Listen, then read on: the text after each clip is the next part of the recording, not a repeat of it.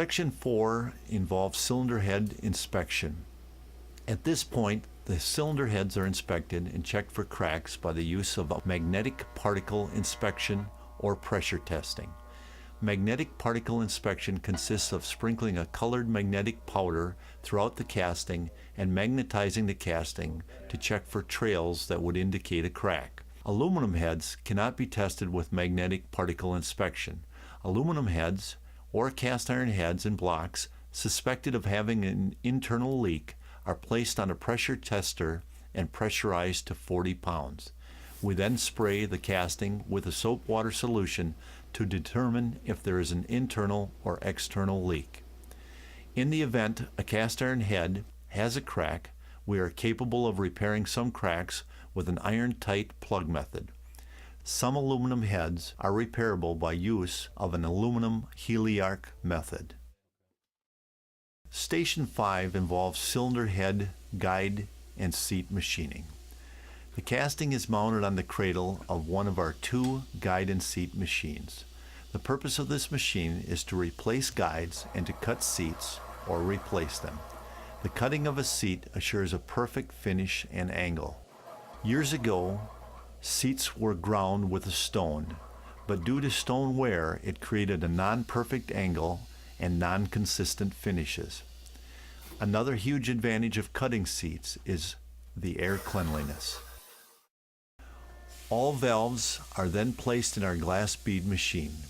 The glass bead machine is an enclosed cabinet that operates like a sandblaster, but it is able to contain the dust and recycle the blast media, which in this case is glass beads.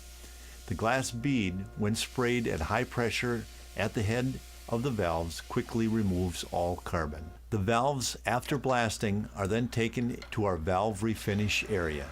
The first process is to place the valves into our valve stem polisher machine, where the valve stems are polished till a like-new condition. After the stems are polished, we place the valves into our valve refacer. This machine has a 3-ball air chuck which holds the stem perfectly straight and rotates the work. The angle of the valve grind is set to the OE specs at this time. The valve face is ground also. After the valve face is ground, it is removed and placed in a new chuck where the valve stem is refaced. At this time, the reground valves are washed in a parts washer, blown dry, and given a final inspection.